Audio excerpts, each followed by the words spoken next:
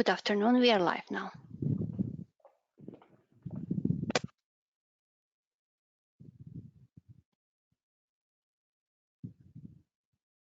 Dear attendees, welcome to another event within the FTTH Council Europe webinar series. The FTTH Council Europe is an industry organization with a mission to advance ubiquitous full fiber-based connectivity to the whole of Europe. And today we have the pleasure to host a webinar organized by three members of ours, namely Setics, KeyPro and PacketFront, who will deliver today's event jointly. But before we delve into the topic of today's webinar, please allow me to walk you through the upcoming events within our webinar series. On 30th of June, FTTH Council Europe's Investor Committee will deliver a webinar that will launch our brand new guide to successful fiber business models. On 8th of July, we will host a webinar organized by our member company Comscope.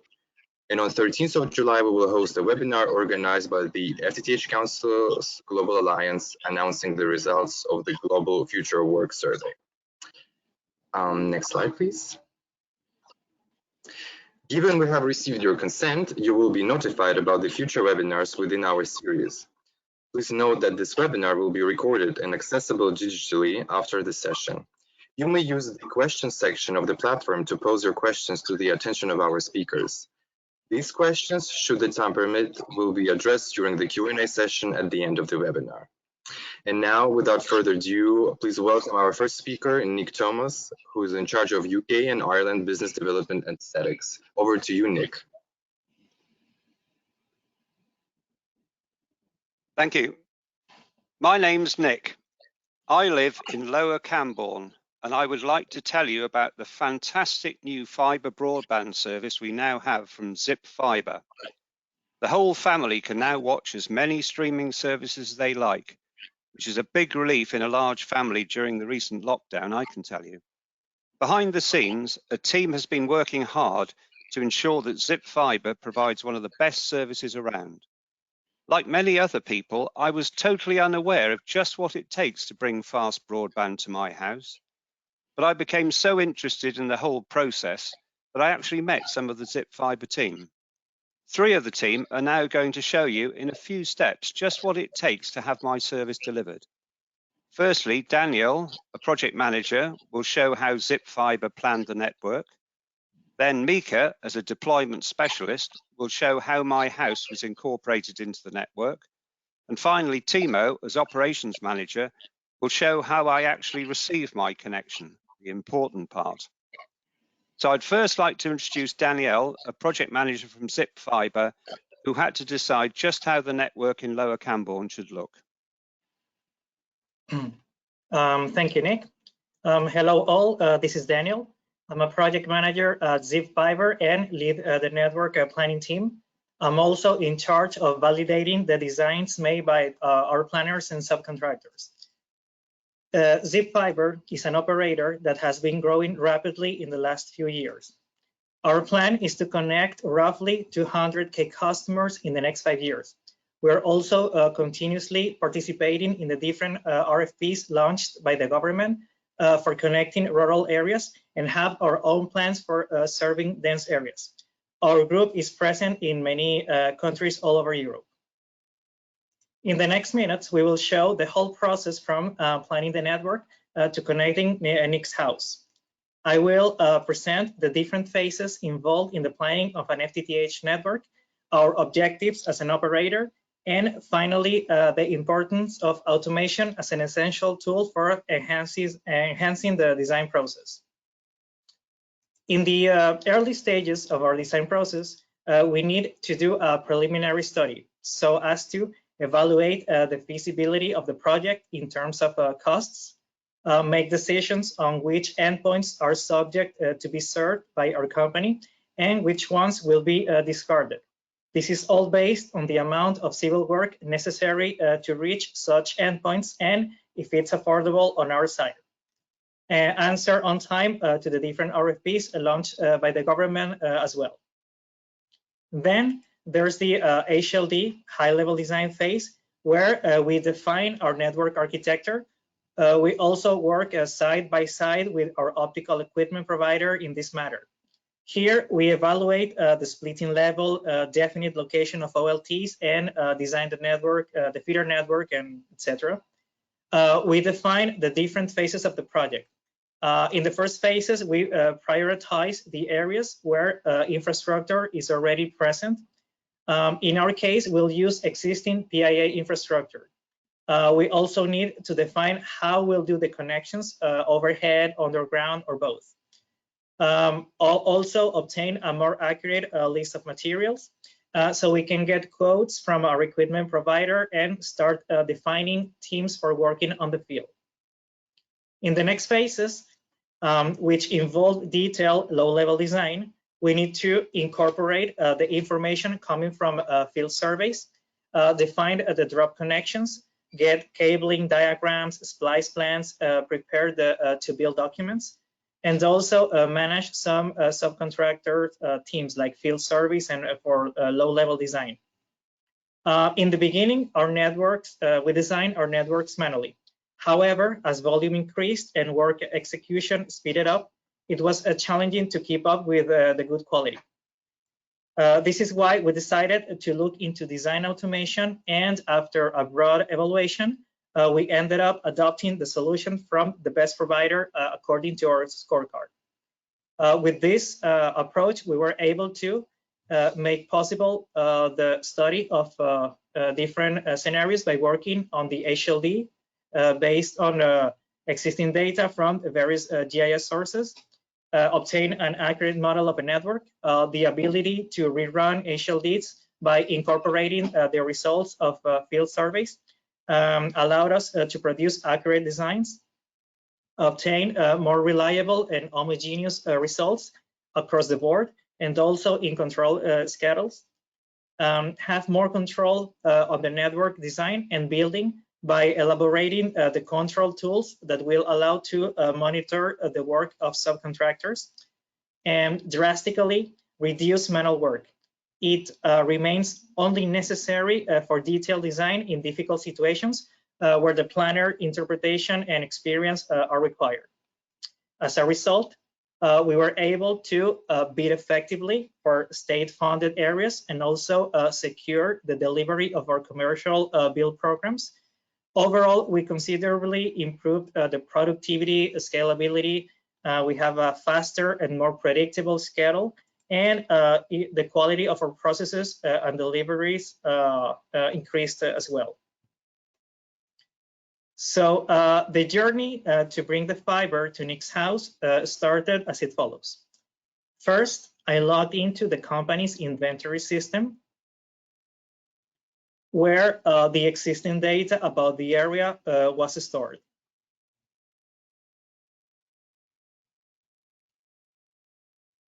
So here, I create a plan, a brownfield area in Lower Canberra in the UK.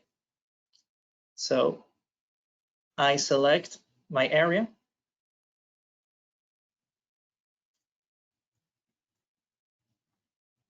And then export the input data for my project. So the information on the addresses, the available infrastructure, and the OLT position. Then we configured the project in our design automation software. In Lower Canberra, we decided to implement a GPON network with 2 splitting levels of 1/8 each for a total of 1:64. We also used as input data the layers coming from the inventory systems aforementioned, so the BT docs, the BT IRA line, and the roads for new build.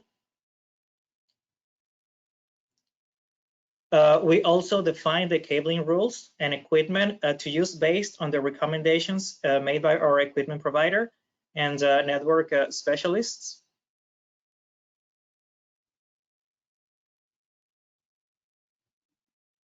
And once we have set up the project, we run the software, and the system calculates the network automatically. From here, we can obtain several output layers. such as cables, ducts, and microducts, and microducts assemblies as well. We have the splitters,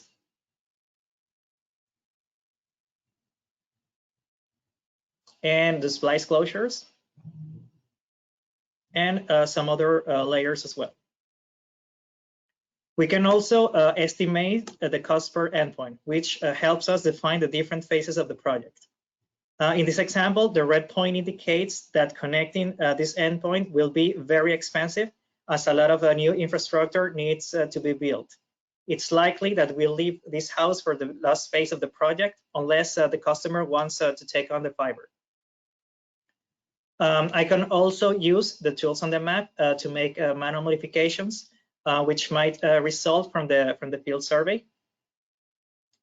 So in this case, I am going to create a box for the ensemble of houses that are surrounding the aerial infrastructure.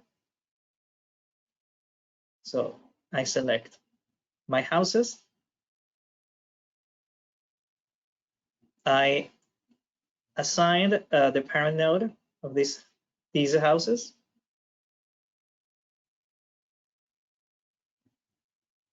I'll also force the connection for house 44 to be overhead.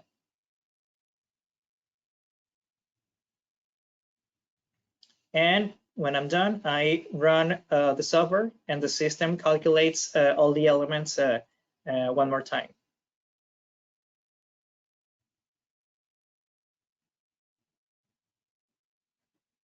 We can also see here the polygon, the service area of this box.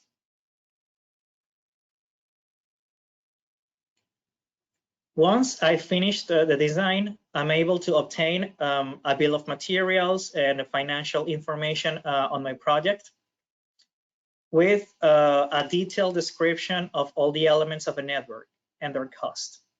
So in this example, we can see the total cost of a feeder network and the total cost of a distribution network with all the elements, the equipment, the nodes, the splitters, the cables, the linear infrastructure that was used, and the poles and manholes. We can also have a first splice plan for the early phases of the building, and a cabling diagram. Also a link budget report,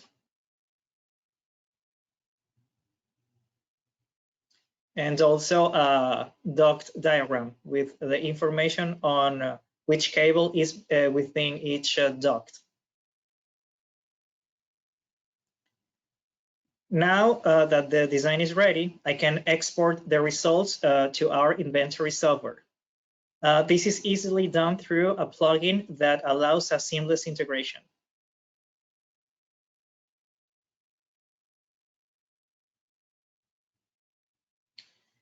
And now I'll hand over to my colleague Mika Vato, who is a deployment specialist of our company, for the next part to cover. Thank you very much.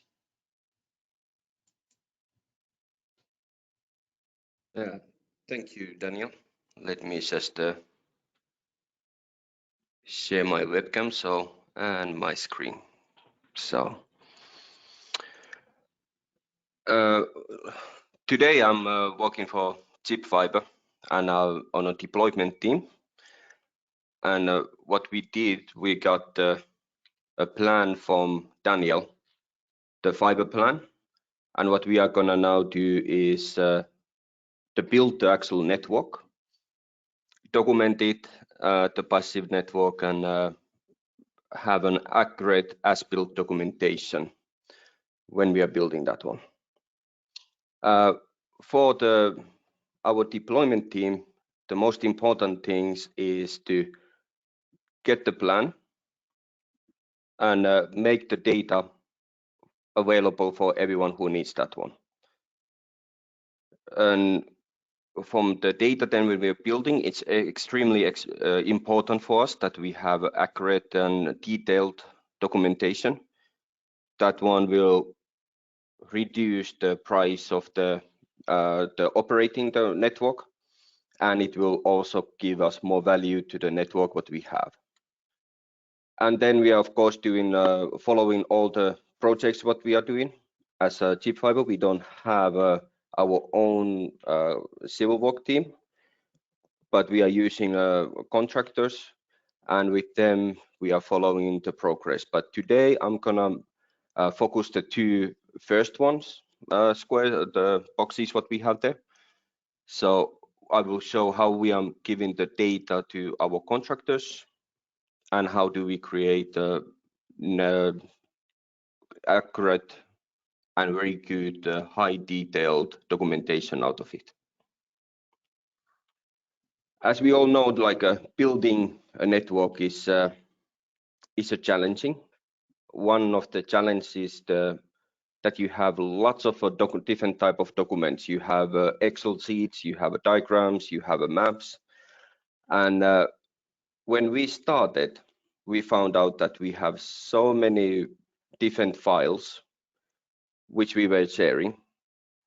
We were creating a project files, we were giving those ones, and every single change we had to update then all the files there. Sometimes it meant that we also had to print out everything completely again, and that was time consuming for our team. So we tried to find a better solution how we can share all that same information with our contractors. And what we came up with that one is that we give an access to our system so that all the contractors, everyone who needs that information, they can have and access that information. So this one is what I'm gonna show today, that how we actually gave an access to all of our contractors. And how that one works is like this. So we have here is an area which we haven't built, it's a red, and we can see a circuits which are highly detailed circuits, fiber level detailed, all of these ones. And we can see that there's a couple which are ordered. We have a customer information. So we know that we will build this one. At this point, Nick haven't actually built, but as Nick is living next to this area, we are gonna actually build that one as well. And as you can see, we have all this information here. And what I have created is an access area. Now, using this access area, I can actually give an access to everyone, or well, not everyone, but which I choose to see everything what is inside. So in this case, our contractor, I have given an access to this one, so they will only see the things what they need. If I show it on my contractor account, that I will log in on this side, everything what you can actually see is working on a SaaS and through the browser, so that's why it's possible. So this was the area, and as you can see, our contractors can only see the small part of our network, so they cannot actually do any changes to the network what we don't want to do changes. They can see that there is a circuit. They don't see the customer information, but they do see the circuits which needs to be built, and then they have only the information what they need for building this one. So as you can see that there's this our existing closure, which made us our life a lot easier, is this one, that the contractor now can actually access all the information directly from our database. This means that all the changes what we make, the contractor will also see that one at the same time. We don't have to reprint anything, we don't have to update anything. When they go to the site, they have a laptop or tablet with them, and they can actually access all the information while on the field, and they will always have the latest information. So this one reduced the amount of time what we are using printing and doing that kind of work packages for our contractors. Now our contractor has been so fast that they have actually built this network, and it's quite different than what was actually planned. And for us, we have granted access to this contractor that they can actually move all the elements. So this one means that when they have done everything, they have a as-built documentation as accurate as a few centimeters. They can actually move all the plant items to the correct places, and this way build high detailed documentation. As you remember, we already had documentation, Fibre level documentation, but now with what I'm showing here, moving these elements to the right places, we can make it sure that when someone else comes and needs to go and dig in this area or making a trench, we can show them exactly where our cables, where our ducts are, and that one has reduced a lot of our faults in our network. There won't be any faults anymore because we have very high accurate information where all of elements are. Moving these ones is also something that we used to do it by ourselves when we had the desktop version, but this one, the system what we are using now, allows that one that anyone who has an access to here, who we are of course making sure that the right person has access. We have a same as online banking level of security here, and whoever has an access, they can do this all documentation for us, reducing the time what we need to do. And it actually has also increased or we actually get the information from the field faster. We have a few contractors who are actually doing this one directly from field. When they do the as-built documentation, they go afterwards, they go to car, they upload the surveys to our system, and then what they do is that they update it straight away. So we have actually, in the matter of minutes, we have that information that this one is built. Now, as you can see, everything has been moved. So this area is, we are very accurate here that we know exactly that our ducts, where they are, and we can send a map, for example, someone who comes and build that, yes, we have here existing ones, existing ducts, so be careful that they are here. Now what the contractor can still do is to update all the elements here. Well, now updating actually just our ducts. The cables are something that we are deploying after customer order. But with this one, we can see that now everything here has been built, has been documented, and we have a high accurate information. Now, what I can also show you this with this contractor is mobile use. So what we also have is we have a mobile interface as well. I'm using it on my web browser, but usually this one is used through the mobile phone. And this is extremely handy tool for our contractor who goes and actually installs the cable. Because what they can do, as you can remember that we had a few customers who are waiting the fiber already. So what they can go and install the cable, and they can save all the information.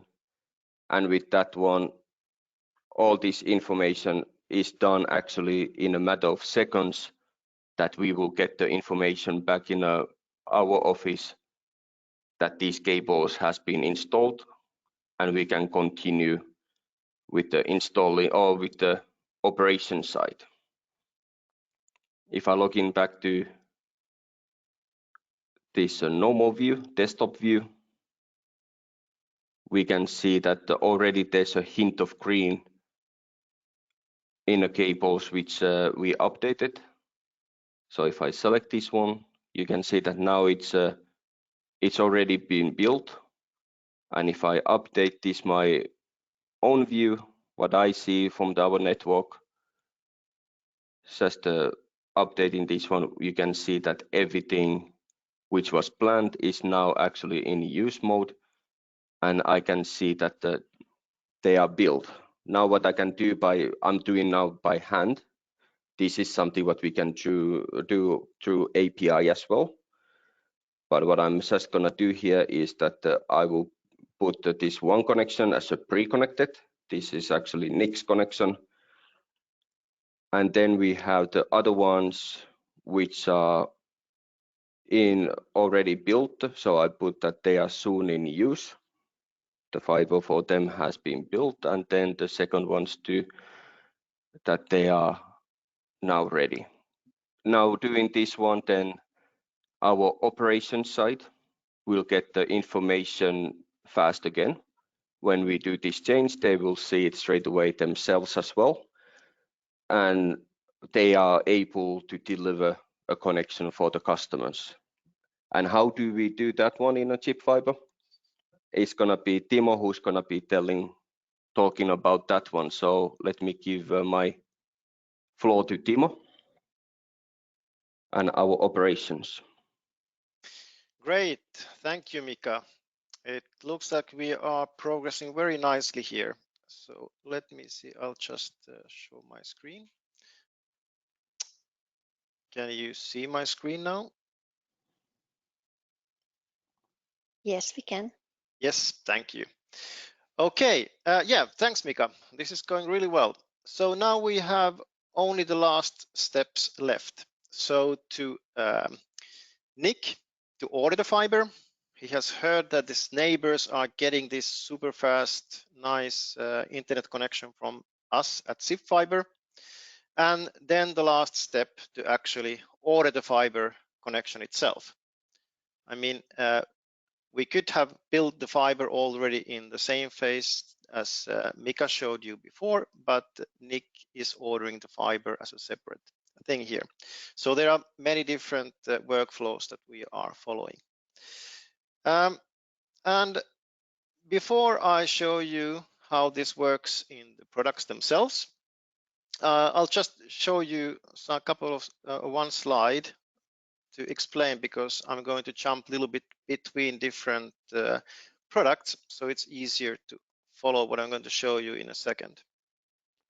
So first of all, Nick can enter our portal to see if fiber is deliverable for his address.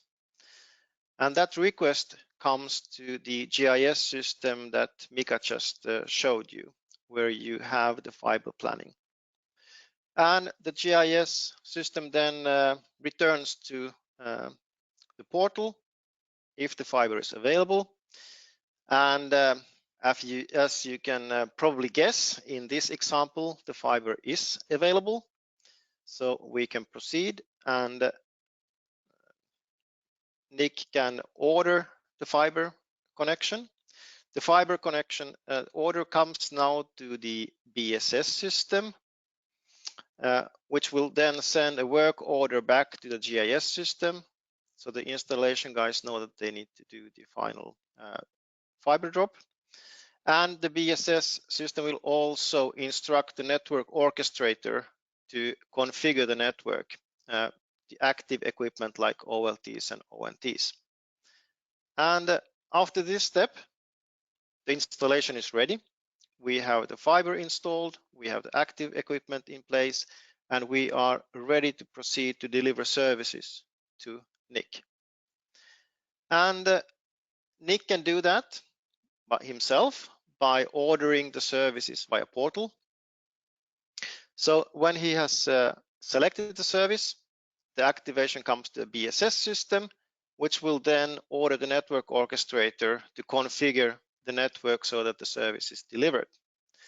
And after that, we have a happy new Zip Fibre customer online.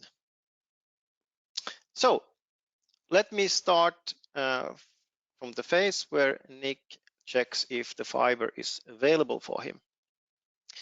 So this is Zip Fibre's homepage where you can ask for the Zip Fibre availability. So Nick just types in his address and pushes for the check availability button.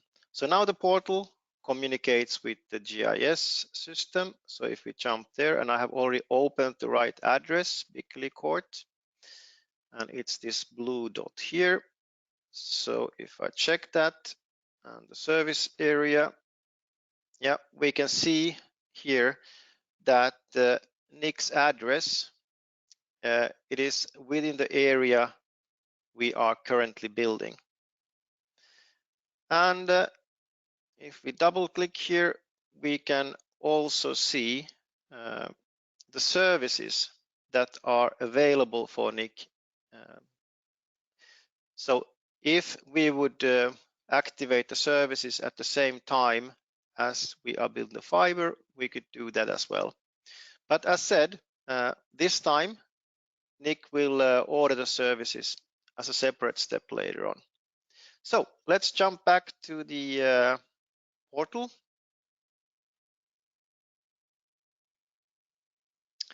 So yes, we can deliver fast fiber to Nick. So we can proceed to ordering the fiber service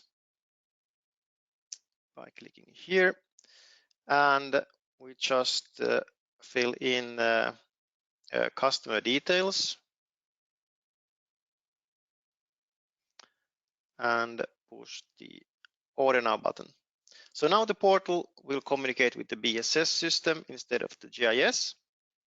So if we go to the BSS system instead and open the customer page, we can see that Nick was now created here as a new customer. And the information that he typed in on the home page is now here on the customer card. And typically in this phase, we at Zip Fibre, we do some credit checks and work with the vouchers that we use here in UK. But when we are ready to proceed, we go into this subscriptions tab and activate a service for the installation, fiber installation, with in this case called this GPON KeyPro. But before I do that, let's jump back to the GIS system, and I have already opened the circuit that we are going to use that Mika also was playing with. And you can see that the circuit is in this pre-connected state, meaning that the circuit can be used, but it hasn't been assigned to any customer yet. And we can also see that there's no customer data, so there's no customer name, customer number, or anything like that. So let's go back to the BSS system again, and we activate the installation service. So now the BSS system communicated with the GIS system. So if we update this page now, like that, we see that the state of the circuit was changed to this soon in use, meaning that the circuit should be completed now. And we also push the customer data to the GIS system, so it's stored there as well. So the BSS system also send an email to the installation team so they know that there's a new work order. You could also use some workflow management tools in this that can be integrated into this solution. But in any way, the guys will go out now, draw the cable, and install the ONT unconfigured, just plug it in. And when they have done everything, they will complete the circuit like this. So now the circuit is in use. So if we jump back to the BSS again and update this page, so we can see now that the installation service is active. And that means that the BSS system has also already communicated with the network orchestrator. So Nick, he's going to be connected on this ONT port 27 here. So we changed the status of that port to customer running, meaning that it's now in use. And we also created the configuration for the ONT. So when it was plugged in, it automatically gets the right configuration from the network orchestrator. And that's it. Now the network is up and running, and we are ready to start activating services. So the last step the network orchestrator did was that it activated a portal service, meaning that when Nick now connects to his ONT, he will be directed to this self-service portal that we have.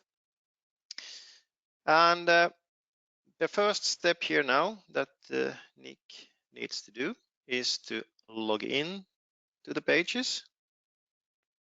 And the system recognizes that this is the first time Nick is logging in, so it will ask if the customer details are correct and accept terms and conditions and register as a user. And it will also ask if this is Nick's address. So this is just to double check that the patching was done correctly.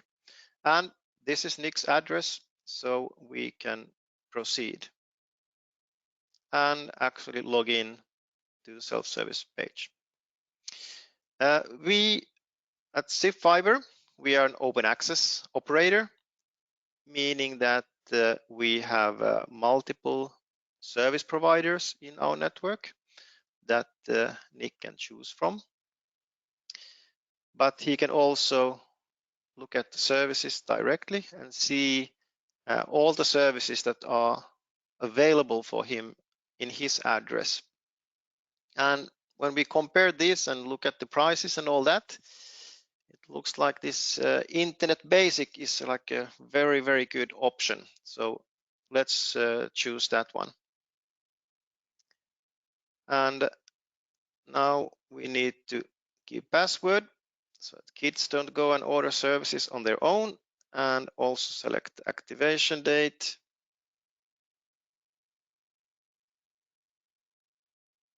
And that's it. Now the service is activated. So if I close this and jump to my pages, we can see the service here. And if Nick had like a binding period or anything like that, that will be shown here as well. Now he doesn't have any binding period, so he can actually terminate his service at any time he wants. So let's jump back to the BSS system and see what happened there. Let's open Nick's customer card again. And we can see the service here. And if we click it open, we can see all the commercial terms and conditions that are valid for him, the billing information and stuff like that.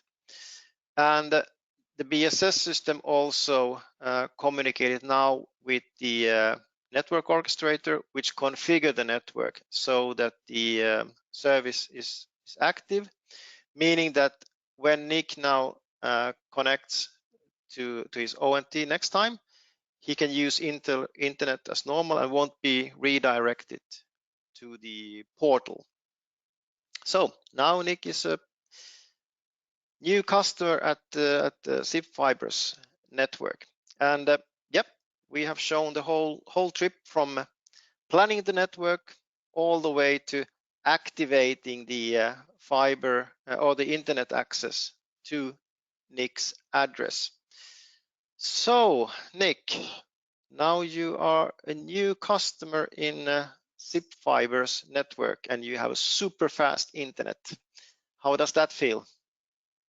Well, thanks guys. I'm delighted to say it's working very well and I'm using it at the moment. The good Yeah, news for all the fantastic. attendees is that Zip Fibre is going to go on the stock market soon, so I can recommend buying some shares. A great service.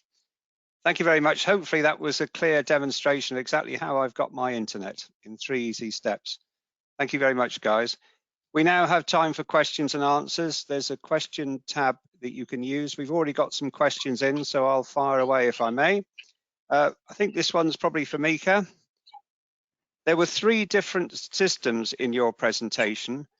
Would we need to integrate those different systems, or do you take care of this? Well, we have designed our solutions to be that they are compatible using interfaces. So we are using API interfaces and other interfaces to make sure that everything works seamlessly. And also the solutions are able to interface and exchange data from in many different type of use cases as well.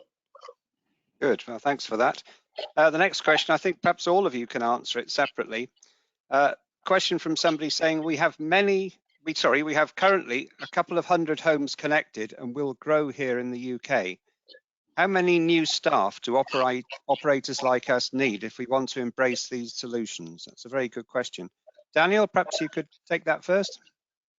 Okay, so well, about the new staff, I would say from our experience that there should be 1 or 2 planners, people who can actually run HLDs or do some detail design, manual modifications on the map. And there should be at least 1 person who has a deeper understanding of the software, so can configure the project. I can say that we, as a service provider, can help the customers with configuring the project itself based on the engineering rules of the company. Okay, thanks. Mika, have you got any thoughts on that? On our side, we see that it would be good to have 1 or 2 person who has more deeper knowledge, and they are usually able to teach other ones if there's needed. And as I showed, really empower your contractors or your any other like what you have on not your company but maybe your stakeholders. You can definitely with the 1-2 deeper knowledge person, they can teach them and they can do lots of things for you. Okay, thanks, Mika. Timo, have you got anything to say about that? Yeah, of course, it's a little bit difficult to say without knowing exactly how the situation looks like right now, but really we are talking about automation. So the idea is to reduce the workload rather than increase it. So typically in a system like this, so you automate a lot of the day-to-day tasks, so you can reduce the workload. But of course, you will need somebody who has the capability of operating the system. But I would also say that, I mean, the biggest use for this kind of tool sets you will get when you grow, because it means that you don't have to keep adding new people to the organization when the number of customers increases. Okay, thanks very much. Interesting question here, I think, for Daniel. In your opinion, what are the key success factors to adopt a design automation approach? Well, okay, so I think the first one would be to set up the expectations properly. So depending on which stage of the design or the process you're in, you should set the expectations. So for example, the input data is very, very important for producing the right results. So there's a different level of quality of the input data for a preliminary design than for an HLD or detail design. So these expectations should be set up properly beforehand. On the other side, I think some management support is necessary, especially in the beginning, as configuration and test of automation requires a level of some time and resource in the beginning, and superior performance let's say, takes a little bit of time. So there's an initial investment to be done, and management vision should overcome the pressure to keep up the old methods of work. Okay, thanks, Daniel. Fourth question. We have a mixed network with FTTH and VDSL. Can you support both? I don't know who fancies answering that. Timo, maybe?